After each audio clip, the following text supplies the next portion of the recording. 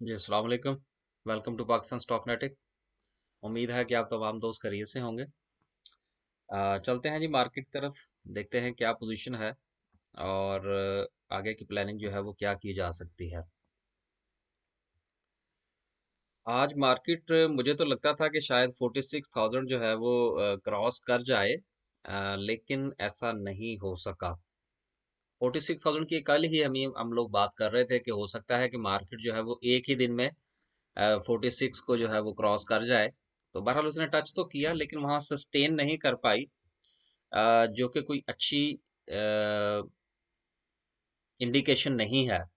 क्योंकि मार्केट जो है वो जब किसी पॉइंट को टच करती है और टच करने के बाद वहां पर अगर सस्टेन नहीं कर पाती, और उसके बाद काफी नीचे आ जाती है, तकरीबन को 300 पॉइंट्स का फर्क पड़ा उसके बाद।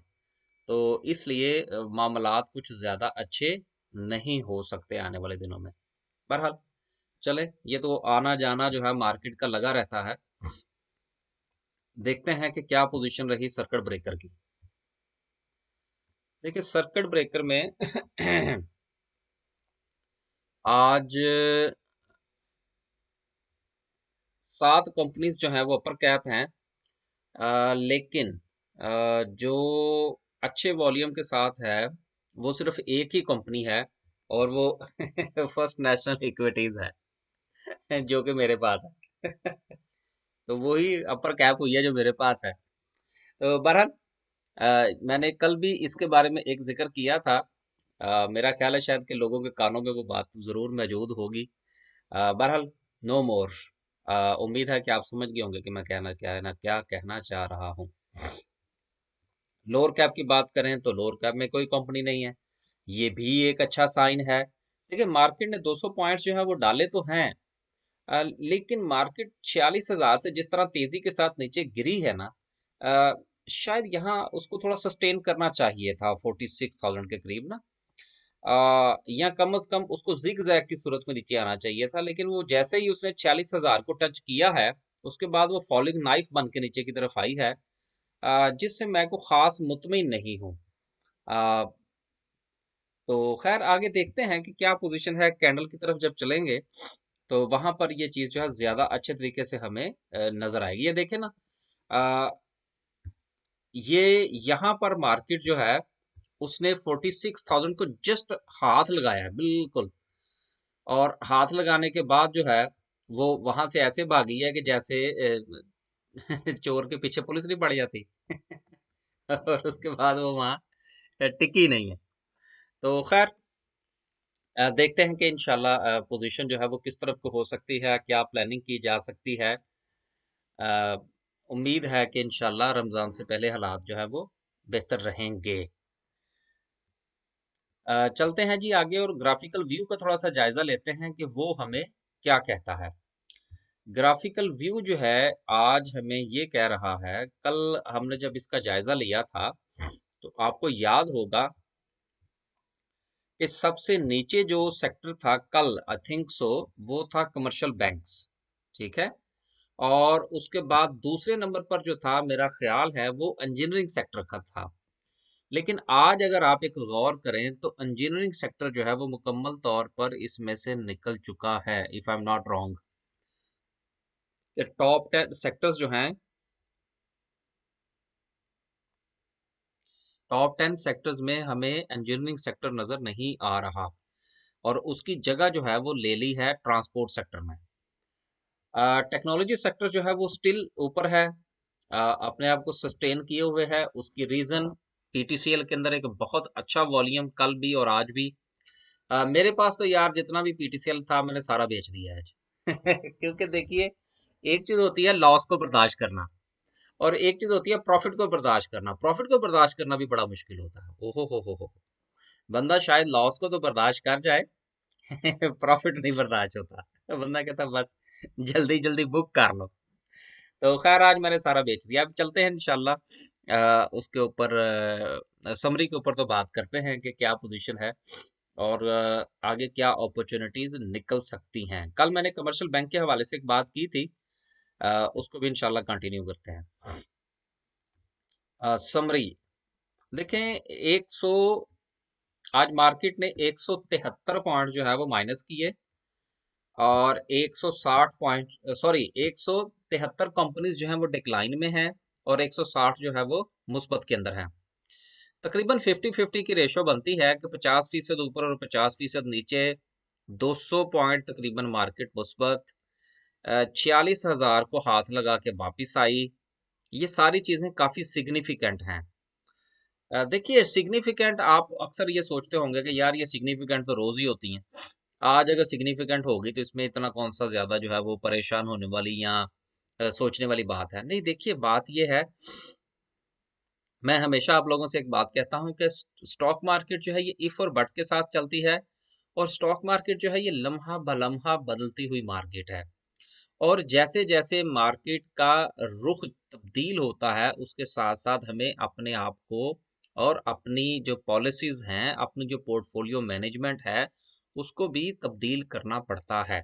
अगर हम ऐसा नहीं करते तो उस सूरत में हमें, या तो देखिए, ऐसा नहीं होता कि आप फर्ज करें कि अगर मार्केट के मुखालिफ चलते हैं तो आपको नुकसान ही होगा, नहीं सर, उसमें छक्के भी बड़े लगते हैं, लेकिन वो छक्के लगने के चांसेस जरा कम होते हैं, और फंसने के चांसेस जरा ज्यादा होते हैं।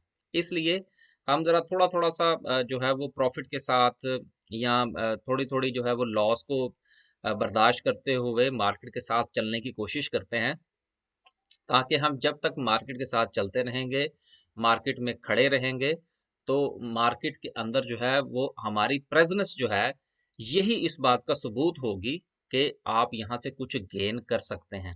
क्योंकि अगर आप वहां पर स्टेबल नहीं है, खड़े नहीं है, तो जाहिर सी बात है, फिर आप क्या वहां से प्रॉफिट करेंगे और क्या आप वहां से लॉस करेंगे। मार्केट के अंदर खड़े रहना एक बहुत अहम चीज है, और ये उसी सूरत में होगा जब आप पोर्टफोलियो मैनेजमेंट करेंगे। आगे चलते हैं। आगे चलें और देखते हैं कि ऑटोमोबाइल असेंबलर्स, अलगाजी नीचे चला गया। यार, ये अलगाजी को पता नहीं क्या मसला है। मेरे पास भी थोड़े से शेयर हैं इसके, लेकिन ये इतना बुरा शेयर नहीं है। अगर हम मिल्लत की बात करें तो मिल्लत है 1100 रुपए पर, नॉट बैड। देखेंगे इसको इंशाल्लाह ना। उसके बाद बाकी तकरीबन आज भी जो है अच्छा परफॉर्म किया है ऑटोमोबाइल असेंबलर्स ने। सारी की सारी कंपनीज जो हैं, वॉल्यूम भी अच्छा है, तकरीबन ठीक है, और उसके साथ साथ जो प्लस हुई हैं कंपनीज, उसमें भी आप देखें कि वो भी इतना बुरा नहीं है। मतलब बड़ा गंधारे में 5 रुपए तकरीबन, होंडा कार के अंदर 11-12 रुपए पड़े आज। तो ऑटोमोबाइल असेंबलर जो है ये अच्छा परफॉर्म कर रहा है। अब अच्छे परफॉर्म करने का ये मतलब नहीं है कि अब इसके अंदर छलांग लगा दी जाए। देखिए, छलांग लगाने का जो वक्त होता है ना, वो मैं हमेशा आप लोगों से कहता हूँ, वो उस वक्त होता है जब गाड़ी खड़ी हो, जब चल पड़े फिर ना, फिर नहीं, फिर नहीं। जो सेक्टर कल खड़ा था, मैंने आपको कहा था कूद जाइए। अब मुझे नहीं पता कौन कौन कूदा और कौन कौन नहीं कूदा। लेकिन यार, अगर कोई कूदा है तो बाद में भाई मुझे कुछ नहीं कहना, वो जिसको कहते हैं मेरा जुम्मा होश पोश है। आगे चलते हैं जी। आगे चलते हैं, और आज हमने, 1 मिनट जी। यस, आगे चलते हैं। हम्म, ओके जी। उसके बाद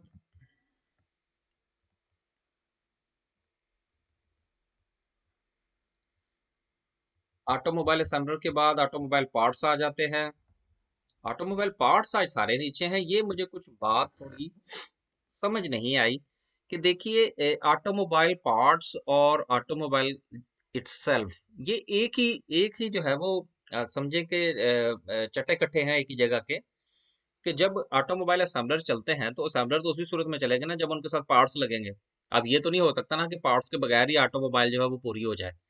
तो गाड़ी के अंदर जो चीजें इस्तेमाल होती हैं, जो पुर्जा जात इस्तेमाल होते हैं, उसमें टायर्स हैं, ये बाकी कुछ छोटी मोटी सी चीजें हैं।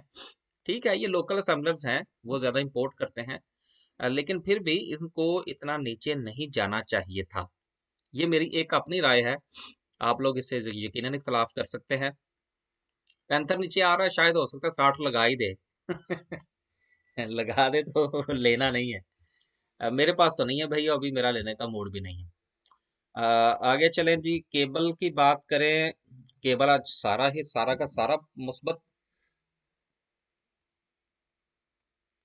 पेल के अंदर 1 रुपया 34 पैसे पड़े और वेव्स के अंदर पड़े 50 पैसे। अच्छा यार, यहाँ पर एक बात मैंने ये करना थी कि देखिए, बहुत सारे दोस्तों ने वेव्स के हवाले से मेरे साथ राब्ता किया। मैंने तकरीबन तमाम दोस्तों को अपनी जो राय थी वो ईमानदारी के साथ दे दी है। जो मजीद लोग दोस्त राब्ता करेंगे उनको भी दे दी जाएगी, लेकिन यहाँ पर एक चीज आप लोग प्लीज, मैं डिस्क्लेमर देना चाह रहा हूँ कि देखिए, जो भी मेरी राय है वो सिर्फ मेरी अपने लिए कैलकुलेशन है। आप जब मुझसे पूछते हैं तो मैं आपके साथ अपनी उस राय को शेयर कर देता हूँ। कल को अगर उसका नतीजा गलत निकल आता है, आपको लॉस हो जाता है या प्रॉफिट हो जाता है, सर मैं, अगर आपको प्रॉफिट हो जाए तो मैं यकीनन मुबारकबाद आपसे वसूल नहीं करूंगा। लेकिन सर अगर आपका लॉस हो जाए तो फिर मैं कंप्लेन भी मौसूल नहीं करूंगा। तो लिहाजा बराए मेहरबानी अपना फैसला खुद कीजिए। मैं हमेशा आप लोगों से कहता हूं कि देखिए, पोर्टफोलियो मैनेजमेंट किया करें। आ, हर शेयर हर बंदे के लिए नहीं होता। आपके पास, आपने अगर वेव्स खरीद रखा है, मुझे नहीं पता कि आपने वो किस नीयत से खरीदा है, कितने अरसे के लिए खरीदा है। आपने वो खरीदा, ठीक है, प्राइस तो कुछ दोस्त मेरे साथ शेयर कर देते हैं। आ, मुझे बिल्कुल उसका बैकग्राउंड का नहीं पता। मैं सिर्फ उसकी जो कैलकुलेशन है, जो राय है, वो आपके साथ शेयर कर रहा हूं। लिहाजा बराए मेहरबानी, जितने दोस्त अहबाब मुझसे राय ले रहे हैं, कल को कोई साहब भी, ये आप बाकी लोग भी जो है इस चीज को मद्देनजर रखिएगा। मैं बिल्कुल जो है वो सीधे सीधे अल्फाज में ये चीज समझाने की कोशिश कर रहा हूं कि देखिए, कल को वेव्स के हवाले से कुछ भी प्लस माइनस हो जाए, नो कंप्लेन प्लीज। यहाँ पर कोई भी इसलिए बाइंग या सेलिंग की कॉल नहीं दी जाती। हर बंदा जो है, जिस तरह वो गाड़ी के अंदर लिखा होता है ना कि अपने सामान की खुद हिफाजत करें, तो सर अपने पोर्टफोलियो की खुद हिफाजत करें। देखिए, जो दोस्त मेरे साथ डायरेक्ट राब्ते में हैं, मुझे पता है उनके पास कैश कितना है, मुझे पता है उन्होंने शेयर्स क्यों खरीदे हैं, कितने अरसे से खरीदे हैं, उनका आगे का क्या इरादा है, उनके पोर्टफोलियो में कितने शेयर्स हैं। आपने जिस शेयर के बारे में मुझसे पूछा या पूछ रहे हैं, मैं सर आपको बता देता हूं। आगे सर आपकी अपनी राय होनी चाहिए। कल को बराए मेहरबानी कोई साहब या कोई साहिबा ये कंप्लेन मत कीजिएगा कि जी आपने कहा था। सर मैंने किसी को कुछ नहीं कहा, ठीक है। इसलिए बराए मेहरबानी अपना फैसला खुद करें। केबल अच्छा हो गया है। सीमेंट, सर सीमेंट में इंशाल्लाह अच्छे निकलेंगे। कल भी मैंने एक बात कही थी कि सीमेंट में कुछ मामला नजर आ रहे हैं, लेकिन अभी नहीं। अभी मेरा कुछ मूड नहीं है।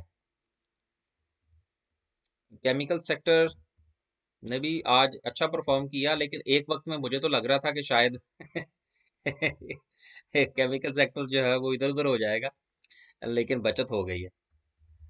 अच्छा जी। बैंक्स, बैंक्स तो आज सारे ही आधे से ज्यादा ग्रीन है और आधे जो है वो लाल है। लेकिन बहरहाल जो लाल है या जो ग्रीन है, सारे ही अच्छे हैं। एक वक्त आएगा चंद दिनों के बाद जब सिर्फ बैंक्स चलेंगे। देखिए, वक्ती तौर पर आपको याद होगा कि मैं हमेशा एक बात कहा करता हूँ कि यार मैं तो जो गरीब लोग हैं गरीब लोगों से मुराद ये है कि जो शेर कमजोर होता है ना, जो बेचारा नीचे की तरफ जा रहा होता है, मैं तो उसका साथी हूँ, ठीक है ना। मैं तो उसको जो है ना वो सहारा देता हूँ कि यार तुम घबराओ नहीं, अगर तुम्हें कोई नहीं खरीद रहा तो चलो, मेरे पास थोड़े से पैसे हैं, मैं तुम्हें खरीद लेता हूँ। जो अमीर हैं, जो तेज हैं, जो ग्रीन हैं, जो ऊपर की तरफ जा रहे हैं, सर उनसे मेरी कोई दोस्ती नहीं है, मैं उनको बेच देता हूँ। रखता सिर्फ मैं उन्हीं को हूँ जो नीचे जा रहे होते हैं। अच्छा जी, आगे चलते हैं। अच्छा यार, ये वेव्स वाली बात जरूर याद रखिएगा बराए मेहरबानी। क्योंकि बाद में जैसे ही ये वेव्स का मामला कुछ थोड़ा सा मटेरियलाइज होगा, तो दोस्तों के कमेंट्स जो है ये यूट्यूब पे ही आने हैं, तो आप लोग फिर संभाल लीजिएगा। अच्छा जी। इंजीनियरिंग सेक्टर आज चूंकि टॉप 10 सेक्टर्स में भी नहीं है, तो इसका क्या मतलब है।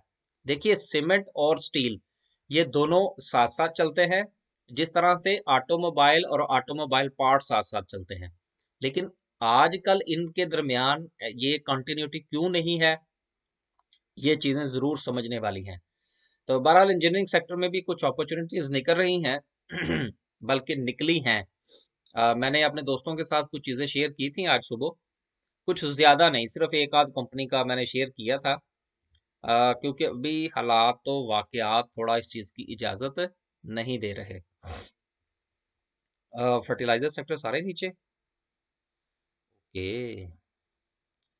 यार ये एंग्रो कारपोरेशन बड़ा नीचे जा रहा है। रोज 3 रुपए 4 रुपए 3 रुपए 4 रुपए नीचे जा रहा है। चलें, एक बार जा जाए चला जाए तो फिर इसके बारे में कोई राय कायम करेंगे। Personal products. नेशनल फूड कर गया रिकवर फिर आज 7 रुपए। देखिए, ये होते हैं शेयर्स। आप देखिए, हालांकि मैंने किसी से नहीं कहा कि वो खरीदे या ना खरीदे। हाँ, जब इसकी बाइंग का लेवल था उस वक्त मैंने अपने दोस्तों के साथ इसके बाकायदा लेवल्स शेयर किए थे कि आप लोग इस लेवल्स के ऊपर इसको खरीद सकते हैं। देखिए, ये कुछ शेयर्स होते हैं जो कहीं फंस जाते हैं जाके। ये फंसने वाला शेयर नहीं है। मेरा पसंदीदा शेयर है, मेरे पास भी है। चंद शेयर्स हैं जिनको मैं लाइक करता हूँ, उसमें से ये एक है। हालांकि ये अभी मेरा ख्याल है शायद मेरा कोई खास प्रॉफिट में नहीं है, 7 रुपए ऊपर होने के बावजूद भी। लेकिन फिर भी ठीक है यार, कोई बात नहीं। ग्लास एंड सिरामिक सारा ही नीचे। देखिए, चंद दिन पहले ये कुछ दोस्तों ने मुझे टेक्स्ट किया कि जी अब आप जो है वो सिरामिक ग्लास और सिरामिक्स के ऊपर बात ही नहीं कर रहे। यार देखिए, बात ये है, मैं बात इसलिए नहीं कर रहा क्योंकि यार बहुत सारे दोस्त अहबाब ऐसे हैं कि जो जब मैं किसी सेक्टर का या किसी शेयर का नाम लेता हूँ ना, तो वो शायद ये समझते हैं कि इसको खरीद लेना चाहिए। इसलिए मैं थोड़ा सा डरता डरता चीजों के नाम लेता हूँ, ताकि यार आप लोग जो है वो कहीं उसका गलत मतलब ना ले जाएं। ठीक है ना? ये चीजें भी बड़ी अहम होती है ना। मैं इसलिए इसका नाम नहीं ले रहा था कि सर ये सेक्टर बड़ा ऊपर चला गया था। आपने गुज़िश्ता देखा होगा कि जब हम ग्राफिकल व्यू देख रहे थे तो ये बाज़ औक़ात कोई दूसरे तीसरे नंबर पे था। इसके अंदर अच्छे खासे वॉल्यूम्स लग रहे थे, तो बस लग गए। अब जब लग गए हैं और अब दोबारा जब ये नीचे की तरफ आ रहा है, तो अब आज हमने इसका नाम ले लिया है और थोड़े दिनों में इसका मज़ीद देख लेंगे क्या करना है। अभी नहीं, आगे चलते हैं जी। Insurance sector. नहीं यार, अभी हालात ऐसे नहीं हैं। ओके। फर्स्ट नेशनल इक्विटी जिंदाबाद। मेरे पास है। और मेरा ख्याल है कि मैं आज ही चेक कर रहा था कि मेरा हाल प्रॉफिट शायद 1 मिनट में जरा चेक कर लूं। आपके साथ शेयर कर ही लेते हैं। 1 मिनट यार। हाँ, तो 13-14% के करीब बन गया है। अच्छा ठीक है ना यार। अगर कल इसको कैप लग गया तो बात गई 20% पे। तो लेकिन अब बराए मेहरबानी कोई साहब इसमें कूदने की कोशिश मत कीजिएगा, क्योंकि कल अगर इसको लोअर लॉक लग गया ना, तो बराए मेहरबानी फिर यहाँ पे कंप्लेन कोई ना करे। अब दूर दूर हो जाए इससे। ठीक है ना? जब इसको खरीदने का वक्त था, देखिए मैंने आप लोगों से ये गुजारिश की थी कि अब तमाम बहुत सारे जो शेयर्स हैं उनके लेवल्स यहाँ पे डिस्कस नहीं किए जाएंगे। ठीक है ना? तो ये भी उनमें से एक था। जब इसका वक्त था तब मैंने दोस्तों के साथ इसको शेयर किया था कि कब खरीदना चाहिए। दोस्तों ने खरीदा भी है। तो बहरहाल अब इससे थोड़ा परहेज ही बेहतर है। अ, देखिए, मार्केट के जो हालात है ना, इनको थोड़ा इस वक्त समझने की ज़रूरत है। और उम्मीद है कि आप समझ गए होंगे कि मैं क्या कहना चाह रहा हूँ। ओके। यार ये कल मैंने ऑयल एक्सप्लोरेशन के हवाले से एक बात की थी। शायद वो मैं सही तरीके से समझा नहीं पाया, बाद में काफ़ी सारे सवालात मुझे मिले। देखिए, मेरे कहने का ये मतलब था कि ये कंपनीज इतनी बुरी नहीं हैं। आजकल जिनके हाथ में हैं, वो क्या कहते हैं कि वो बंदे बुरे हैं। तो इसलिए इसे इससे ना ज़्यादा घबराने की ज़रूरत नहीं है। इन चार में से यार ये दो कंपनियां तो मेरे पास, दो तो नहीं, खैर एक कंपनी तो मेरे पास भी है, BPL. So it doesn't matter. उसके अलावा जो मार्केटिंग की कंपनीज हैं उसके हवाले से भी कल मैंने कहा था कि कुछ नहीं होने लगा। कुछ ज्यादा परेशान होने की जरूरत नहीं है। जिनके पास है वो पैनिक मत कीजिएगा। पता नहीं किसी ने किया कि नहीं किया। तो ये कोई खास ना मंदी नहीं आई उसके बाद। अब आप ये देखिए कि सुई सदरन जो है उसमें से 6 पैसे निकले हैं। सुई नॉर्दर्न में से 59 पैसे। और उसके बाद यार हैस्कूल चला गया है जी नीचे 30 पैसे। लेकिन कोई बात नहीं, हमारा भी प्रॉफिट में है। तो इसलिए ना परेशान होने की जरूरत नहीं है मार्केटिंग के हवाले से। बल्कि अगर कुछ हालात ज्यादा खराब हों तो जरा एवरेज उवरेज कर लीजिएगा, समझा करें। आगे चलें जी। फार्मास्यूटिकल्स, भाई बड़ी अपॉर्चुनिटीज निकल रही हैं, कैश हाथ में कर लें जरा। हम्म, सैफ पावर छक्के लगा रहा है यार, 17 रुपए 15 पैसे लगाए हैं आज इसने हाई के। और आपको याद होगा कि जिस वक्त ये 14.5 रुपए पे था या 15 रुपए पर था, तो मैं ये कहता रहा कि ये इसका बाइंग प्राइस है। यार यहाँ पर ना एक बात और आप लोगों से मैं करता चलूं, और उसके साथ साथ जो दोस्त अहबाब मुझसे रब्ता करते हैं पोर्टफोलियो मैनेजमेंट की सर्विस लेने के हवाले से, यार वो आज मुझे पिक्चर ही नहीं मिल रही जो मैं शेयर कर रहा था आप लोगों के साथ ना। अ, वो कि उसके अंदर थोड़ा सा वो प्रॉब्लम था स्पेलिंग का। तो वो खैर ठीक हो गया है, लेकिन अब ये पता नहीं क्यों ये चल ही नहीं रहा यार, मुझे वो मिल नहीं रही। अ, एक मिनट जी, ये टर्मिनल आज बंद कर ले जरा। नहीं हो रहा, रहने दो। अ, मिल गई कि नहीं? मिल गई जी। देखिए, ये पोर्टफोलियो के स्पेलिंग थोड़े से रॉन्ग थे। काफी दोस्तों ने इसके बारे में कहा यार वो असल में मुझे टाइम नहीं लग पा रहा था, तो इसलिए मैं कह रहा था कि बस अब जैसे चलता है जैसे चलने ही दे। तो बहरहाल ये मैंने स्पेलिंग भी चेंज करनी है इसके। अच्छा यार, ये जो दोस्त अहबाब ये सर्विस लेना चाहते हैं वो प्लीज यहाँ से इसको पूरी तरह बाकायदा देख लीजिए कि इसमें कौन कौन सी चीजें शामिल हैं और कौन कौन सी चीजें शामिल नहीं है और हम किस तरह से काम करते हैं।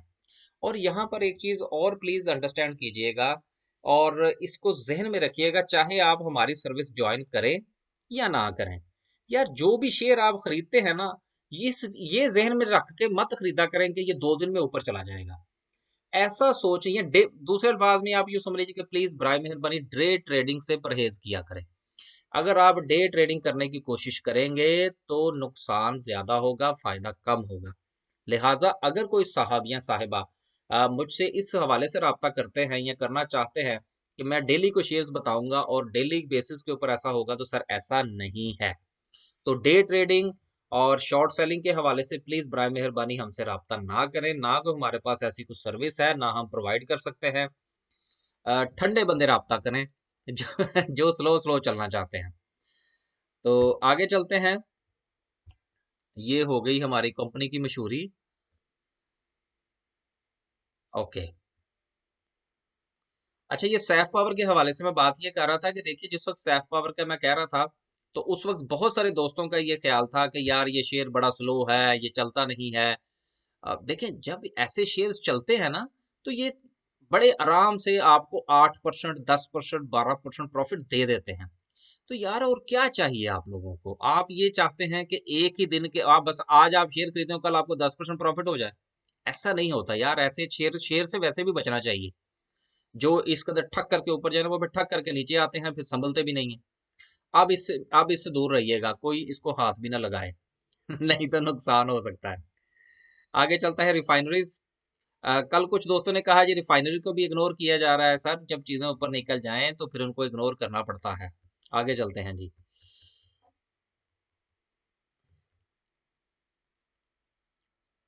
Technology sector. देखिए टेक्नोलॉजी सेक्टर अगर आपने ग्राफ में देखा हो तो सबसे ऊपर था। देखें जब कोई चीज सबसे ऊपर होती है तो इसका ये कतई मतलब नहीं होता कि वो परफॉर्म वो ऊपर की तरफ परफॉर्म कर रही है। वो सिर्फ जो ग्राफिकल व्यू है वो ये बताता है कि इस सेक्टर के अंदर बाइंग और सेलिंग जो है वो होल ओवर द मार्केट जो है वो कितने परसेंट रही। ठीक है ना, ग्राफिकल व्यू देख के कूदने वाली बात नहीं होती कि जो सेक्टर सबसे ऊपर जा रहा है बस उसमें खरीदारी कर ले। नहीं सर, ऐसे नहीं होता। अब ये देखिए टेक्नोलॉजी सेक्टर सबसे ऊपर नजर आ रहा था ना, तो यहाँ पर देखिए सारा लाल हुआ हुआ है। इसका क्या मतलब हुआ? वहां पर वो सिर्फ आपको एक आइडिया देता है बाइंग और सेलिंग का कि इसमें लोग ज्यादा बाइंग सेलिंग कर रहे हैं। लेकिन जब आप इसको डिटेल के अंदर देखते हैं तो पता चलता है कि सर बाइंग कम है और सेलिंग ज्यादा है, तो इसका क्या मतलब है, इधर उधर हो जाए। आ, अच्छा जी, अवेंसन 2 रुपये नीचे चला गया है। अच्छा चलो कोई बात नहीं। पाक डाटा कॉम 5 रुपये नीचे चला गया, ओहो। नेटसोल 12 रुपये नीचे चला गया। यार ये नेटसोल के बारे में मैंने कल एक बात कही थी, अगर किसी को याद हो तो बहरहाल, अगर किसी ने नहीं सुनी वो बात, तो कल की वीडियो देख ले। आ, अब दौर पीटीसीएल का लग रहा है मुझे, है। अब देखिए, याद होगा पीटीसीएल पीटीसीएल होता था कि जी मैं उसकी इतनी ज्यादा हिमायत क्यों करता हूँ। आज मैंने पीटीसीएल सारा बेच दिया जी। बाकी इंशाल्लाह जब दोबारा नीचे आएगा तो फिर देखेंगे। जाना इसने कहाँ है, वापस वहीं पे आएगा इंशाल्लाह। फिर इसमें से को 8-10% निकालेंगे। आ, बस यार, आज टेक्सटाइल वगैरह भी कुछ नहीं। टोबैको शबैको ट्रांसपोर्ट, पीआई बीटीएल थोड़ा बेहतर हुआ है आज। 14-15 पैसे इसमें डले हैं। 11 रुपए 4 पैसे अप गया। गुड।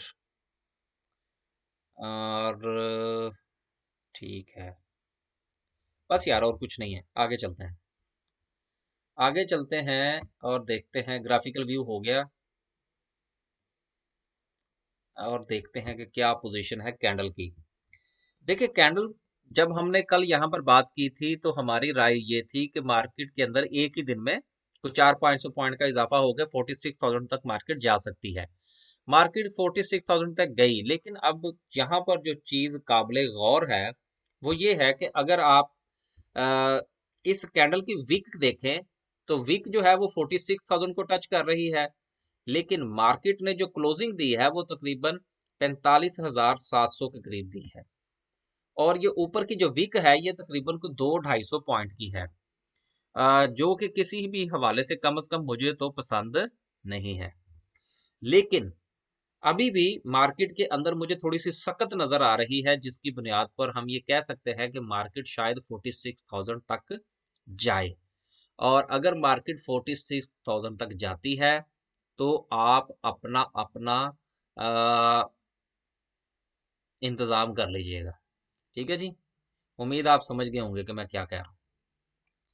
क्योंकि आपको याद होगा कि जिस वक्त ये मार्केट यहाँ से नीचे गिर रही थी, तो मैंने यहाँ पर एक बात कही थी, जो लोग डेली हमारी वीडियो सुनते हैं या राब्ते में हैं, मैंने आपसे कहा था कि मार्केट आपको एक बार मौका ज़रूर फ्राहम करेगी कि आप अपने मामलात जो हैं उनको अच्छे तरीके से समेट सकें। और मार्केट जो है सर, ये गिरना शुरू हुई थी यहाँ से। ये तकरीबन तकरीबन को 46,000 का लेवल था। उसके बाद मार्केट गई तकरीबन 43,000 तक। उसके बाद मार्केट अब दोबारा आ गई है तकरीबन 46,000 तक। तो जहां से चीजें नीचे गिरना शुरू हुई थी, इंडेक्स जहां से गिरना शुरू हुआ था, वहां पर अब आने के करीब करीब पहुंच चुका है।